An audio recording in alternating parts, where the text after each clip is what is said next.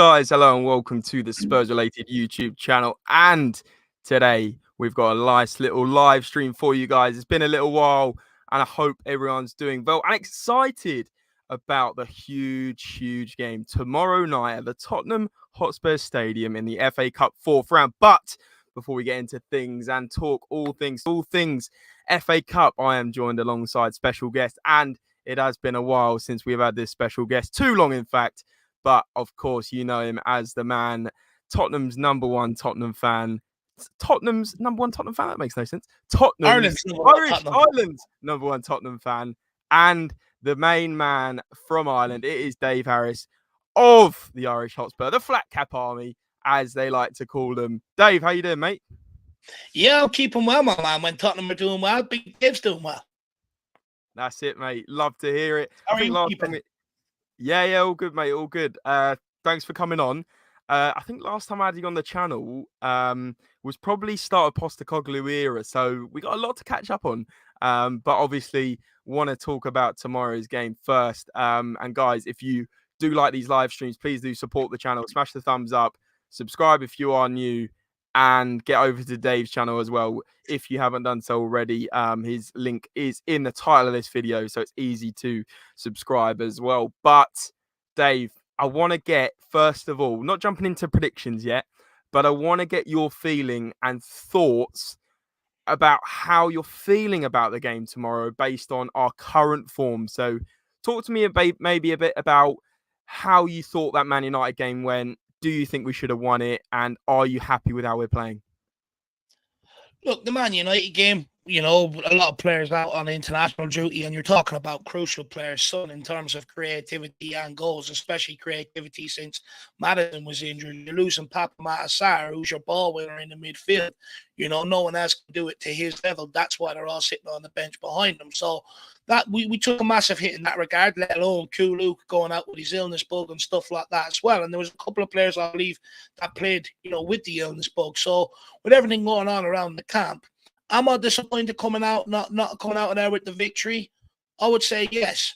But if we even had one of them players fit or one of them players available, we would have done Man United and got out there with a win. Look, we have to also understand, with Romero and Van der Ven sort of coming back in, it was going to take them a while to get up to fitness. And that was my pre-game concerns. I was like, how fit are they? Because if they're not fit, Man United will target them for the off. And fairness to United, they did. They got a couple of goals out of it and gave us an uphill battle to climb. We had all second half sort of really to try and go at United and get that winner. It just didn't come our way. But at the end of the day, it's a point away at Old Trafford. I'm from an era we used to go up there and get slapped. You know, so for me, look, I was sort of, the initial reaction was disappointed, but on reflection of everything around the camp, you know, the boys show a good fighting spirit to get out there with a point. Yeah, no, completely agree, mate. And your first point about if we had one of those players, you know, the likes of a Maddison, the likes of a Sonny, I think we would have got all 3 points. It's almost like we just lacked that clinical edge against them. We played very well. We built up the play well. We dominated possession, and yeah, we just didn't get that cutting edge for a goal. But listen, the numbers are building up in here. Really appreciate the support, and a lot of you guys have come obviously from Dave's community, the Harris Army. Of course, we've got Mia in here. Big up, lads. Big up yourself, Mia. Hope you're doing well. Hope everything's going well with you. She said smash the like button. Of course, guys, please do so. And as well, if you're not from the Harris Army, please do go and smash the subscribe on Dave's channel. He's given up 45 minutes of his time tonight. Kev's also in here. He said hi, James, and everyone. Got SOF. We've also got Lisa as well. And Michael saying excited and nervous about tomorrow, guys. Can't wait to get to the lane. And I'll be there as well. I can't wait. I'm buzzing. We're going to bring you a match day vlog. I am honestly ecstatic I got a ticket because I didn't get a ticket in general, but we've got tickets through Sports Breaks, who have been kind enough to give us tickets in premium. So myself, Jack, and Alessio will be there tomorrow. It's going to be absolutely incredible. We'll do a match day vlog, guys, so look forward to that. But he's saying atmosphere is going to ruffle them and put them off like we did the Gooners a couple of seasons back. Dave, how much, it's a good point from Michael, how much do you think the atmosphere is going to play a part tomorrow? Because Man City are taking 9,000 fans, and, you know, Man City fans get a lot of stick, you know, about their fan base. But actually the away fans, there is a hardcore set of them that are very good. What do you think? Yeah, that's their entire season ticket holders, I believe. The whole 9,000, James. Look, when it comes to Man City and the atmosphere, look, as we know, as Spurs fans, we're absolutely desperate to win a trophy. It's 30 years without an FA Cup, 16 years without any trophy at all. So we're absolutely desperate. And I just hope that doesn't sort of seep into the atmosphere before the game. For me, we need to create a very sort of hostile environment. That's not nice for teams to come to. You hear a lot of people talking about the old White Hart Lane since it was knocked. I listen to a lot of people in the game and a lot of podcasts that do, and they ask them, best atmospheres you've ever played in. They always mention old White Hart Lane. Yeah. For me, we need to create sort of a real raucous atmosphere coming here for them. A bit like what we done to Arsenal when we got Champions League under Antonio Conte, when Gary Neville famously said the Tottenham fan base brutalised that Arsenal team. I want to see something sort of replicated in that regard. Because let's face it, let's play on the fact that Man City have been to the Tottenham Hotspur Stadium and have not scored in 5 attempts. Let's play on the fact that we are their bogey team, no matter who's in the dugout, no matter what our back line, forward line, or midfield is, no matter what's going on around the club, we get over the line against Man City. We take points off Man City routinely every single season. So for me, let's play on that. Also, when it was drawn out of the hat, they would have wanted anybody else but us or Liverpool, and they pulled us out the hat. So I reckon they come up there with a bit of trepidation, because it doesn't matter what planning that Einstein egghead thinks he wants to do to put in for this game. It doesn't matter whether they've got that Norwegian Viking up front or not. It doesn't matter what they do. It's Tottenham. So let's play on that, and let's go and beat them and make a statement for the second half of the season. Yeah, no, completely agree, mate. I think you're right. I think other than Liverpool, they would not have wanted us the second most. And I think that just goes to show, like you said, that trepidation about coming up to Tottenham, not having scored for what, six years, I believe, in our home stadium. I think the last time they scored was at Wembley, and I think I was there. It was a cold Tuesday night. They won 1-0, and they haven't actually scored at Tottenham, Dave, since that 4-1 win where Dyer scored. I think Toby scored that day. It was 4-1, and it was literally nearly a decade ago, mate. We're talking about serious time ago since they've managed to bag a goal, and that's going to be in their head whether they want it to be or not. Pep's going to be like, please just score, lads. Maybe something a bit more fancy, like you said. It'll be giving them all sorts of encouragement, but that will be in their head mentally whether they want it to be or not. And I completely agree. But we're going to talk about that head-to-head record. I've got a couple slides. We're going to talk about Haaland, because there is a bit of news. I don't know if you've seen about an hour ago, mate. Huge news on that.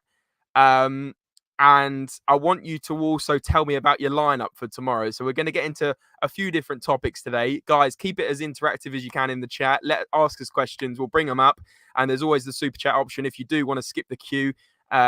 Understand, we're in a cost of living crisis, and I do not expect that. But if everyone can smash the thumbs up, subscribe if you're new, and check out Dave's channel, that is all free to do so and is greatly appreciated. But Dave, as I said, we're talking about the head-to-head record, and I mean, as I just mentioned, it's not even on this page, but last time they scored in Tottenham was actually 2015. 2018, they beat us 1-0 at Wembley, and then since then, at the Tottenham Hotspur Stadium, it has been 1-0 in the Champions League, 2-0 in the league, 2-0 in the league, 1-0 in the league, and then 1-0 in the league. I mean, it is incredible to think that somehow, I think a couple of those games were out without Harry Kane, if you remember that Champions League one as well, and the one under Nuno in 2021. We have been underdogs pretty much every single time, and we still come out winners to nil. I mean, I find it incredible. I find it staggering. But without giving you a score prediction and going too early on this one, Dave, talk to me about how you think the game will be. Do you think there'll be goals, or do you think it will be a tight sort of 1 or 2 goal game? Look, I think many people are expecting it to be like the game at the Empty Hat in the library, where it finished 3-3. But for me, James, I don't see it being like that. I think it'll be a cagey affair. And the reason why I say that is, we had fullback FC up at their place, and that showed, right? Playing out from the back, we constantly played ourselves into trouble, and they just pounced on it every single time and went attack after attack after attack. was only really the second half when the midfield sort of got to grips with it and pushed us forward that we came back.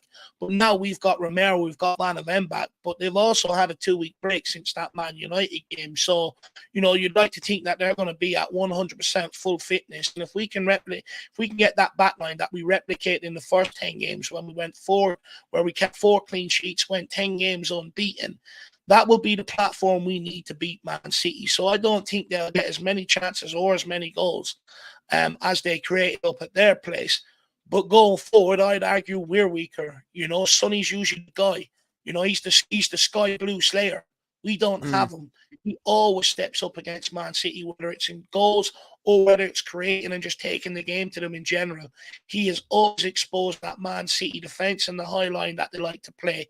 We don't have that this time. We don't have anyone across that front line that you would say is 100% prolific and that you think going into that game tomorrow, if a chance falls his way, he's taking it. So, also Maddison, although he's back, how fit is he going to be? How fit he is depends on the impact he'll have on the game as well. So I don't really see us creating an awful lot, or even if we do, are we going to take them? As we've seen so far this season, we struggle at taking a lot of our opportunities that come our way.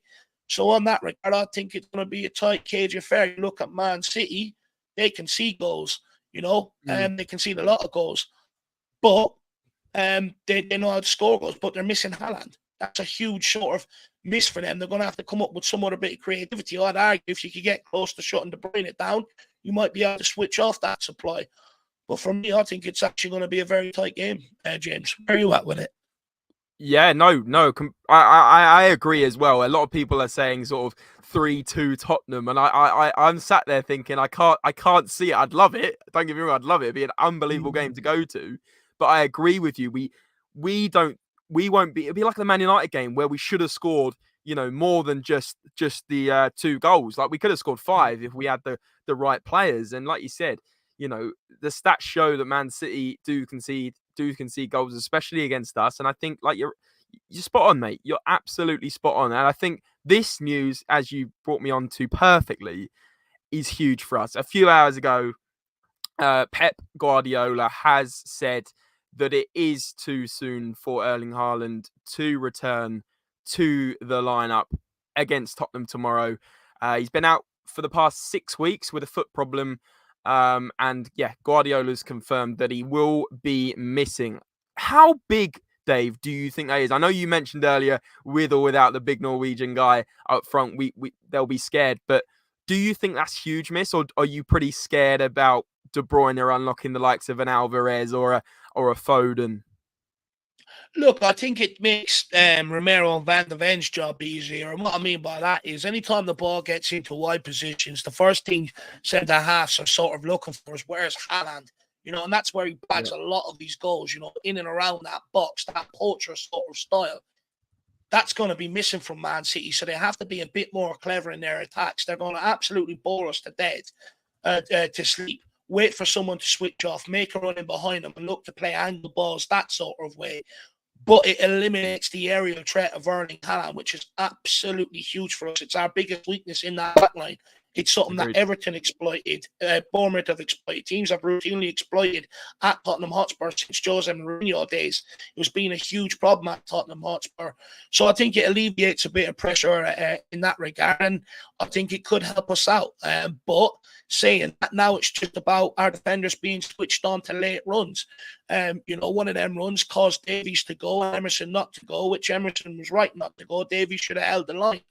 And, can create havoc them late runs. So it's just about being switched on for a lot of them. Phil Foden's one I'm looking at. He always finds himself late runs against us and always finds himself in a position to score. Hopefully we can stop that. No, yeah, completely agree. There is so many threats. And for me, we haven't mentioned him much yet, but Kevin De Bruyne, I'm sure you saw the game against Newcastle where he came on for 30 minutes and you just don't realise how good he is till you watch him again. Like, we talk about him being one of the best playmakers the Premier League has ever seen. But the fact he came on for 30 minutes and just completely changed the dimension of the game against Newcastle is just absolutely incredible. I just couldn't believe, the ball he played to to Bob at the end, and even the free kick. It's just incredible, mate. But I will move on, and actually, I'm going to bring up a couple of comments, and we'll get back to the starting 11. Dave, I know you're just going to log in and log out because you got a little bit of a grainy connection, mate. But I'll see you in a second. Guys, I'm going to bring up a few comments. Madsy is saying, is Nusa real or just a figment of our imagination? We are going to come on to Nusa in just a minute after we've talked about the lineups. Guys, I want you to put your predicted lineup for the game tomorrow in the chat in a minute just as well. SOF saying this team has to prove they want to win the cup in the last several years. Different managers, same results, losses in early rounds. That's why I'm not overly confident. He's also saying Norwich, Everton, Crystal Palace, Middlesbrough, all teams that Spurs should have beaten and didn't. Mate, SOF, I think we're in different times now. I know, you hear it the same with Spurs fans every year. We all get a bit sort of silly, but at the same time, we have to think under Postecoglou, we've been a much, much more solid side. I'm more confident in our 11 than we were against with Conte and Mourinho and Nuno.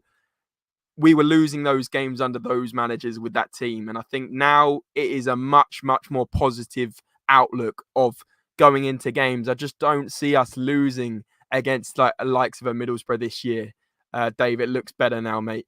Thank you. Madsy saying we've got Kulu, exactly. He needs to be on form, mate. He's been a bit hit and miss, let's be honest. Mick is saying good evening, James and Dave, mate. Hope you're good.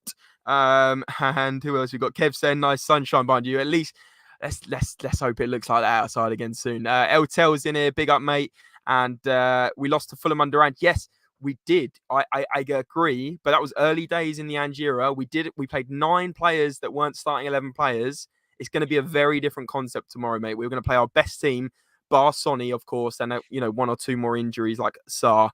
But it's pretty much getting towards full strength. Maddison is back, and that is huge as well. But sorry, Dave, just go on, mate. Just quickly on that, I know a lot of people still make a lot about that, but no one argued the following week when he reversed the 9 changes. We went on and slapped the other team and got a win. No one talks about it when he made 9 changes the other way after the Fulham game. And if you look back at it, he had to get to know how his squad's going to do in a competitive environment and who he can depend on. And if you've looked, a lot of players that played that night, they're slowly on their way out of the football club. So in hindsight, it was beneficial to Ange Postecoglou, whether we like it or not. I completely agree.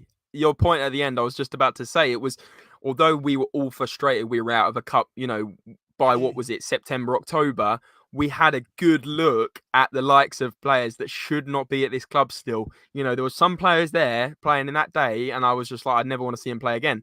And, we've acted on that. Some of those players aren't now going to be playing again for Tottenham Hotspur, and that's key. And that is a key finding. And Ange do you know what, Dave? I think if we went on and won that game, call me dramatic or not, if we went on and won that game, right, and we were still in the cup now in the semi-final, I don't think we would have had that January we've just had if that was the case. Because that has pushed the ownership to invest more in January and get some players so we have a squad. We now are starting to see a little bit of squad depth, whereas the start of the season, even up to sort of December, I looked at that bench, mate, and I thought, who the hell are we going to bring on in these games?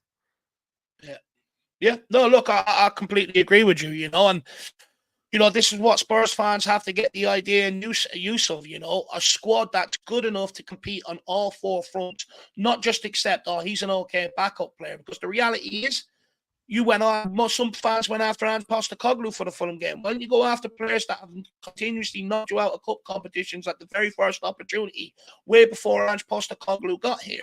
And they're the players that have let this club down. They're gone. We're trying to build a squad now that is competitive on all 4 fronts. So if we do have to make changes for a Carabao Cup or an FA Cup game, that then players are good enough to go in there and do what's required and get the job done and get us over the line. If we do suffer injuries, that these guys can step in and that we can still go on and win games without seeing a detrimental impact in terms of results, which we've seen over the last 10 games, because some of our squad depth has not been there. So having proper squad depth with players that, will start producing for you and that you can make rotation and changes will benefit Tottenham more next season than it probably will this season, to be fair. No, exactly, mate. I completely agree. Spot on. I'm going to talk about lineups now because I know we've only got about 20 minutes or so. Kev G saying your ventriloquist skills are on another level. I think when you go live tonight, mate, you might need to do a little internet reset, perhaps. Right, I can still hear what you're saying. It's just a little bit delayed, but we'll hear what you're saying, mate. And you're speaking facts as always. SOF saying, I'm back in Ange. Don't think I'm not, but we need to get rid of the Spursy tag at some point. It's not exactly, guys. It's not going to happen forever. Like I was just saying when you went, Dave, we're all sort of a bit optimistic when we get a new manager. We're all like, this is it. This is the year. We say it every year, mate. I've been doing podcasts with you for 3 years, and we're always saying maybe it's the year under Conte. Maybe it's the year under Mourinho, but we know that Spurs somehow fall at the last hurdle. We get that, but we're not going to have that forever. What's your thoughts on the whole sort of, I don't want to go too much into like talking about Spursy and all this, but do you think we're starting to shake off that tag a little bit from what you've seen this season? Look, there's no denying it's there, but if you look at even look at our London Derby record last year or our record against top six in years gone by, and just come in here and completely flip that on its head. I think we've only lost one game against a team in and around London this season, whereas last season and seasons gone by, we were routinely dropping points in derby games. You look at the teams that we've played inside what you call your traditional top six. The only team we've lost to is Chelsea. Every other team we've beaten or taken points off.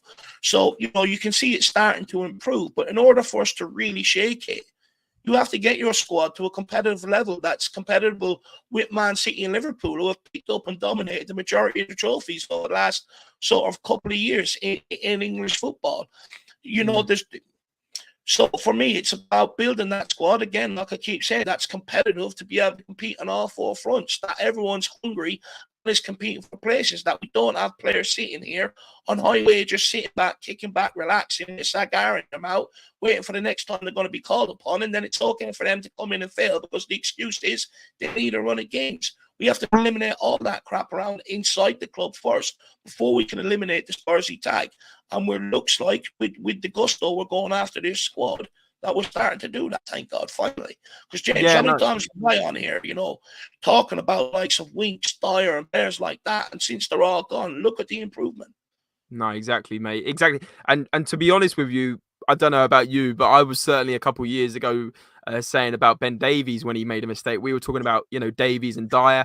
And to be fair to Davies, he's turned into a proper utility player and a player that can cover us when needed. He's still not the perfect player, but at the same time, it's good to have that kind of player. But like you said, mate, like we were talking about Ndombele, we were talking about Dyer, we were talking about all these players that are just not good enough. And finally, we're seeing some movement over the last few windows on those players that needed to go. Even like I remember, mate, like I said 3 years ago, when we were talking about this, we were talking about Dele Alli that wasn't good enough then, and we've moved on from those times. And no disrespect to Dele Alli, he was absolutely mustard for a good few years, but sometimes you just got to get rid of the dead wood and move on. And we're starting to bring in some absolute beasts. But mate, I did want to go through this lineup. Every time I share screen, something always goes wrong. So hopefully I managed to do it right. But let's talk about the lineup for tomorrow, mate. And what you think will in fact happen. Will in fact be the lineup. So, I mean, talk me through it one by one. Vicario, without a doubt, is obviously going to be in goal, right? Yeah, for sure. If he can keep a clean sheet, it gives us a good chance of winning the game. So just the standard usual Vicario performance will do, because it's always at a high level. Yep, exactly that. Right centre back, do you expect Romero, Dragishin, or someone else? Nah, it's Romero. The leader from the back line, our vice captain of the squad. And I know some people make a lot out of him defensively, this, that, and the other, like with him being rash and all. But on the ball, he's absolutely superb, and I don't think that gets highlighted enough about him. He's definitely starting without a shadow of a doubt, along with Van der Ven beside him. Yeah, there we go. Already preliminary put that in. Romero, Van der Ven, it's good to have them both back. Isn't it? Isn't it nice? It's been a while since we had them starting game on game on game. Right back. Are you going for the Spanish wizard himself? Oh, of course, lad. Postman Porro, because he delivers UK wide. Look at the amount of assists the guy's got this season. He turns up on every single ground, man. They're sick of seeing him coming. Postman Porro, he definitely has to start right back. You know what? Just quickly, credit to the guy. In terms in Madison's absence, there's been a lot of questions where does the creativity going to come from? He stepped up. In Son's absence, 100%. he stepped up and he deserves a lot of respect, Pedro Porro. Fair play to him. Completely agree, mate. Completely agree. He's probably been one of our best players, really. Against Burnley, he was incredible. In the cup against the cup game where he scored from long range against Burnley, yeah. And in some of the league games, even against Man United, class defensively, I still think there's question marks, but he has stepped up defensively as well, because there was a lot of times we were talking about him and people were like, he's going to have to play right wing and stuff. But I think he's done a solid, balanced job. What do you think? No, I think he stepped up defensively. There was a lot of questions about him. And then he stepped up. He was superb on the first 10 games. He's looked a bit rickety at times, but you got to remember, he's got Emerson beside him instead of Romero, that usual partnership that he has. So, I think he's fine. Okay, against Rashford, he had a bit of a torrid time, but it's the first game this season where he's really sort of been done like that. I think he's been absolutely superb. People talk about Trent Alexander-Arnold. He's better going forward and he's better defensively. Bend it like Porro. Get to know him. It's not a stream with Irish Hotspur without having some nicknames. Even the first few, I remember we were talking about GPS Sanchez. Thank God we're not talking about him anymore. Listen, left back. Is it? Let me be your destiny. Oh, it's the big dog. Is the only answer at left back. Look, Ben Davies' days at left back are absolutely done. Twice he played left back this season. Crystal Palace and Fulham, and Van der Ven had to bail him out. He should have took his wages for them games as well, being brutally honest, and bonuses actually. So the only, and of course, Ghosting Heung is back in rehab again. So the only other option is the big dog, and he's been absolutely superb this season. Has the left back spot locked down. No one can get by him. It's actually getting to the point where as soon as the ball gets on the left, they're switching it over to the right. They don't even attack down his side anymore. He's that good. Yeah, mate. He's absolutely class. We'll talk about how it may set up and in the whole inverted thing at the moment. But good point for talking beer. Smash the thumbs up, guys. It's like across all socials: Twitter, Facebook, Instagram. Where else are we live on? Obviously YouTube. There's about 50 of you guys. So let's smash the likes. It's free to do so, and of course, sub to the Irish Hotspur if you haven't done so already. It's free to do so on all those things. It's in the title of the video, guys. If you haven't subbed to Dave, come on. There's even on YouTube, there's 40 or so of you watching. Let's get Dave a few more subs, please. That would be awesome. Right, Dave, midfield. I know this might not necessarily be the exact formation, but we'll go with it. I think next will be the right centre mid. Or just talk me through what you think, mate. The whole midfield tree in general, or just the right side? We'll go with the whole midfield. I'll put it in all at once. Do you know what? For me, I think the key against Man City at their place was how aggressive we got in their faces in the midfield, especially the second half. And how much better Højbjerg was playing out with the ball compared to he was in the first half. Look, for me, I think you've got to go Højbjerg, or sorry, not Højbjerg, Bentancur, aka Mercedes Benton class in that holding midfield role. He's just absolutely brilliant on the ball. He's so composed. He's that composed. He's nearly asleep. He's just absolutely brilliant. He's like a ballerina on the football pitch. He's press resistant. That should be a good advertisement for him. Press resistant. He's absolutely graceful with everything he does, every touch, every move. And he works hard out of possession as well. For me, if you've got Romero and Van der Ven back there, and they should be all right in possession, if you want to try and dominate Man City and play them at their own game and be possession kings, he's crucial in that six. Yeah, mate. He really is. I had this discussion on the last stream with George Achille, actually. Do you think Bentancur's best position is the 6 or the 8? For me, the 6. I think if you compare him I think if you compare him to Yves Bissouma, I think Bentancur gives you more goals and assists from that deeper position. Plus, he's brilliant out of possession as well. And I think Bentancur for me is class, where he can see everything in front of him, and then he can make his decision whether he wants to go and run with the ball, whether he wants to spray the ball about or pick time to pick his passes. I think he's much more effective in the 6 for me, because if you put him in the 8, he'll have to do what Papa Matar does in terms of tracking back and covering that right-hand side. For me, I don't want him to do that. I just want him mainly on the ball, so I keep him in that 6. Yeah, no, fair point. I think you're right in terms of his goal contributions from the number 6, but also I think when he was playing the game that rings a bell is last season was it last season or season before, against Leeds, where he came on, where he started the game and we won. I think it was a crazy game, 4-3, I believe, and he scored 2 late goals. And I think I just love him darting into the box a bit more, almost like that box-to-box sort of role. Obviously, even as the 6 in an edge system, players get forward, of course, but I just love to see him in the box more. I think even against Man United, we saw him a bit more further forward, and hence he got on the end of that Werner pass. And I love it when he just arrives in the box a bit more, a bit like Musa Dembele used to do it quite a bit, didn't he? He sort of would suddenly go forward. He's just class, like you said, Mercedes Benton class, or whatever you want to call him. Other midfielders, mate, who are we going? Well, Maddison is obviously coming in on the other side with him returning. Magic Maddison really have missed him.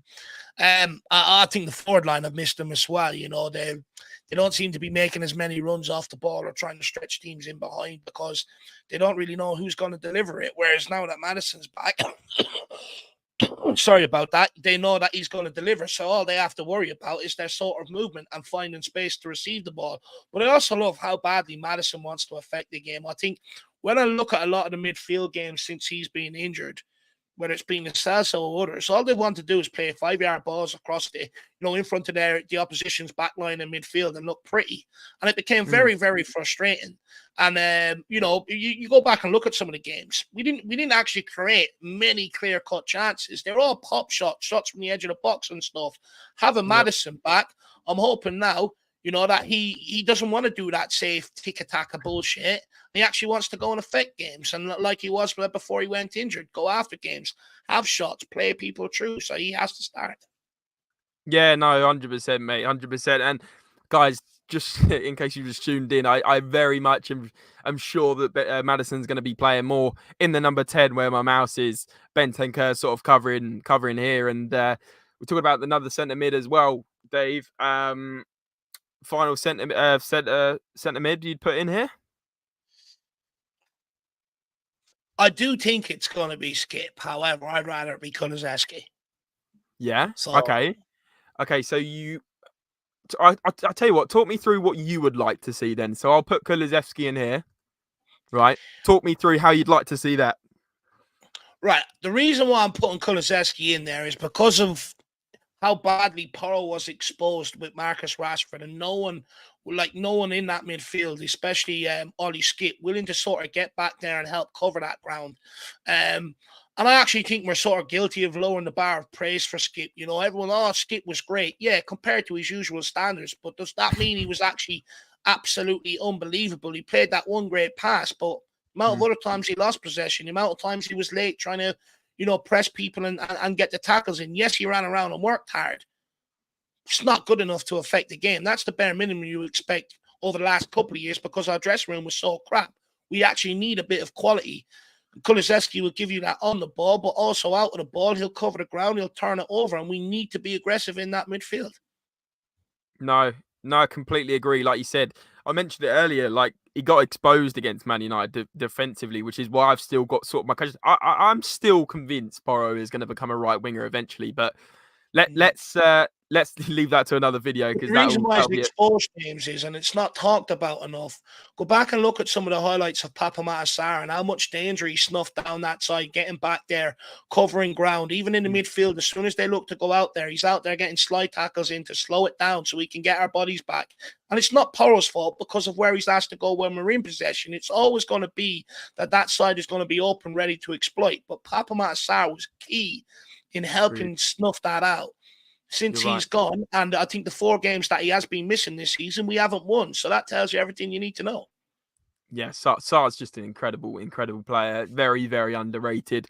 And he's going to be a key part of this Tottenham side for many years to come. But Dave, let's talk about for the last sort of 5-10 minutes the forward players, and I did want to get your thoughts on a couple of transfer links. So let's run through this part quickly. Right wing.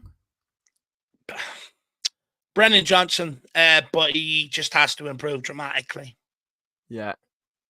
Talk to me about Brennan Johnson, and I was about to say what he needs to do. Obviously, he needs to bloody score or get some assists, but are you seeing signs that there's a player there, or are you very sort of subdued about his performances so far? Look, regardless of your opinion, anyone's opinion on Brennan Johnson, right? He's going to be here for the next couple of years, so I'm still going to back him. However, it's okay to expect from the guy. People make excuses that he's 22. But so is Gill, but they hold Gill to a complete different standard. Gill has also never had the run in the team Brennan Johnson has had. With Brennan Johnson, the only man I've seen worse crossing the ball is James McLean, and he's nearly that bad. James McLean gets the ball and crosses it. It goes out to the other side of the pitch. And how many times have I seen that with Brennan Johnson? His final ball is absolutely shocking. He has no idea what to do with it. He's, how good he was in front of goal last season for Nottingham Forest. The last few games, he's looked timid and weak in front of goals when the opportunities have presented himself. For me, I think he's struggling. Look, I don't put it all down to him. If everyone was fit, naturally he'd be dipped in and out as a young enough lad. That's what managers sort of do until they gain the consistency. But the reality is we don't have that luxury to do that with him, so he now has to step up. 100%, mate. Completely agree. I'm not going to just repeat everything you said because I completely agree. Especially the crosses. I find it incredible, and I don't want to get on his back because I know he is new, and there is sort of a precious point there, isn't there? Without getting on the player's back too much too early, but it's the final ball that concerns me. It's like he does overhit 9 out of 10 of his crosses. And I find it staggering. But listen, I want to keep positive. I'm behind the guy, and I hope he gets firing again soon because we have seen signs he's a fantastic player for Nottingham Forest. There's no doubt about that, mate. Left wing. I think I know what you're going to say. Burner on the dance floor, and Spurs are in the mood. Yes, it is Timo Turbo, aka Speedo. Assist on his debut, Jamesy boy, and hopefully he can replicate that again. I do want to see a dramatic improvement in his shooting. My sort of concerns or fears around the signing sort of were confirmed against Man United when one ended up in Coronation Street, one shot he had, and the other was on its way back to London. So, I know that he sort of explained that he's here to provide assist and, stretch defenses and add to the press and stuff like that. However, he's a striker. He needs to learn how to score. We need players that are prolific. No, I completely agree, mate. Completely agree. Love the singing as well. I might have to get you to come and sing it on the channel if he does get a winner tomorrow. Oh, Simon Cowell's already hit me up, lad. And no prizes for guessing who's up top then? Come on, my man. It's Prue, Big Rich. The celebration we all love doing. He's on absolutely fire. Your defense is terrified. Richie's on fire. Come on. Absolutely love him, my man. And I'm delighted for him. He's had a very tough time at Tottenham. The injury held him back, which ended up, and it really did affect him in terms of his ability on the pitch. And, it sort of hasn't helped him with the fan base because, us as fans, we don't really sort of care how much an injury affects someone. It's like if you're out there putting a performance. So I think he's had a bit of a rough ride. That's obviously down to him not being prolific as well. However, since he's come back from his surgery, he's been absolutely brilliant. Best game of the season. Or best performance in the Tottenham jersey was against Man United in terms of all-round game. And whether we like it or not, we're relying on him tomorrow night. So, Big Rich, let's go, sir. Nah, completely agree, mate. Honestly, he was fantastic against Man United. The way he pressed, the way he distributed the ball and was playing he was playing phenomenally, right? He could have scored 2 or 3. And defensively as well from corners, he was excellent. Yeah. There was a time when Man United put him in a corner and it would have been a free header. He comes in, headers it away, and we nearly scored from the counter. He's fantastic. He's been fantastic the last sort of 3, 4, 5 games, hasn't he? He's been very, very good. So, yeah, there's the lineup, guys. You got, going back into it, Vicario in goal, Udoji left back, Van der Ven and Romero centre-backs, Porro right back, Madison, Bentancur, Kulusevski, Bentancur 6, Madison, well, if you're going with Kulusevski in the midfield as well, mate, are you putting Madison as the 8 and Kulu as the 10? No, Kulu as the 8 and Madison as the 10. Yeah? You reckon? Yeah, You reckon?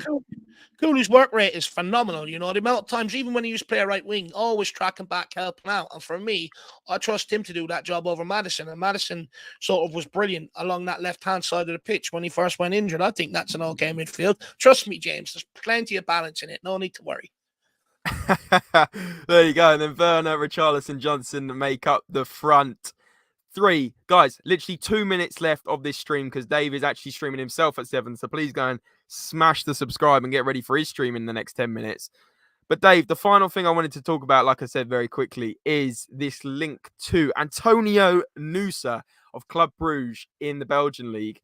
It looks like talks have died down in the last couple of days. I haven't heard too much about it from a reliable source anyway. But listen, it looks like it's likely that we're going to sign him, unless it's another Gift Orban situation where we know we're about to sign it and it doesn't happen.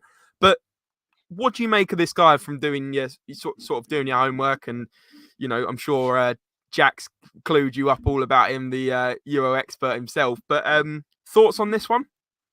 Oh, look, on this one, I didn't need Jack to clue me up. You know, I've been tracking him for the last 2 seasons. I've been buying him in Football Manager and, you know, keeping an eye on his progress through Google and, you know, whatever clips and images I can get of him.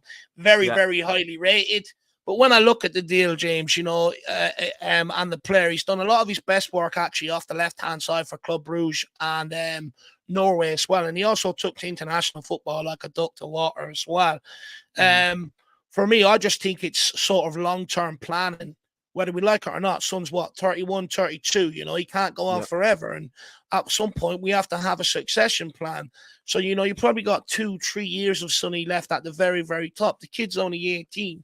So for me, I think it would be shrewd business to be able to bring him in here and get him to work side by side with Sonny every single day, you know, so that eventually when Son is maybe just past his best, you know, that we have someone sort of ready to go and hit the ground running, that we're not scrambling around in the market like we were after Harry Kane's exit. We don't know what we want to do up front. We still don't know what we want to do up front because we didn't plan for it. You know, and I'm not saying that Nusa's going to go on to be Son. But when we saw Gareth Bale, we didn't have a succession plan. And it took us a while for Son to come through to offer us something similar to what Gareth Bale was giving us down the left. So for me, my hope is that we actually, for once, have a bit of future planning about ourselves and that this guy, when he's ready, will be the next guy to offer the same goals and assists off that left-hand side, hopefully. No, I agree, mate. I feel like, to summarize what you're saying there, we're learning from mistakes of the past, aren't we? We're learning from not rebuilding correctly after losing big players. And like you said, Sonny's going to be, you know, as much as we will be sad the day comes, he's going to be moving on in the next couple of years. Let's be honest. So I think you're spot on. And you know, if he can even be half the player Sonny is, we have a player on our hands, don't we? So very, very incredible. SOF is saying, I'm not sure about spending 36 mil on him. He could be a flop. I tell you what, SOF, that is for another video. But guys, if you do want to know more about Antonio Nusa, myself and Jack did do a player review on the channel, so go and check that out after this. But Dave, that is all we got time for. Before we do send people over to your channel in the next 5 minutes, I want your score prediction for tomorrow, mate, and what's going to happen. Do you know what? I think it's going to be either 1-0 or 2-1 Tottenham. I'd like 1-0 because I want to keep that record of Man City not scoring going. You know, it's more for a psychological thing. Every time they rock up here, they're already in a negative mindset. However, I just want to win tomorrow, James. If you knock out last season's winners, which is Man City, it gives us a free run at that FA Cup. You know, let someone else take care of Liverpool somewhere along the line. Hopefully their priorities are still in Europe and the Premier League at that time, and that we can sort of get ourselves to Wembley and have a good day out. But not only a good day out this time, but lift it, James. I think Ange Postecoglou will be the difference maker once we do get to these sort of finals again. So for me, I'm going to go 2-1, but I don't think it's going to be much of a goal fest like everyone's sort of expecting it to be. I think it's going to be a cracking game of football. You know, Ange Postecoglou sort of possession with a purpose on the front foot attacking football versus Pep's sort of possession-based tiki-taka style. Ours is more exciting to watch, and hopefully that reflects itself on the scoreline tomorrow, Jamesy boy. So I'm going to go 2-1, my man. Let's go. Love it, mate. Love it. I completely agree. I personally thought it was going to be 3-2, but I would be going against what I'm saying about, you know, it being a slightly more tight game. But 2-1, 3-2, I don't care how it happens, mate. I just want to progress. I feel like this feels like a semi-final, doesn't it? It feels like a semi-final in the sense that other than Liverpool, potentially, you know, we could meet in the final.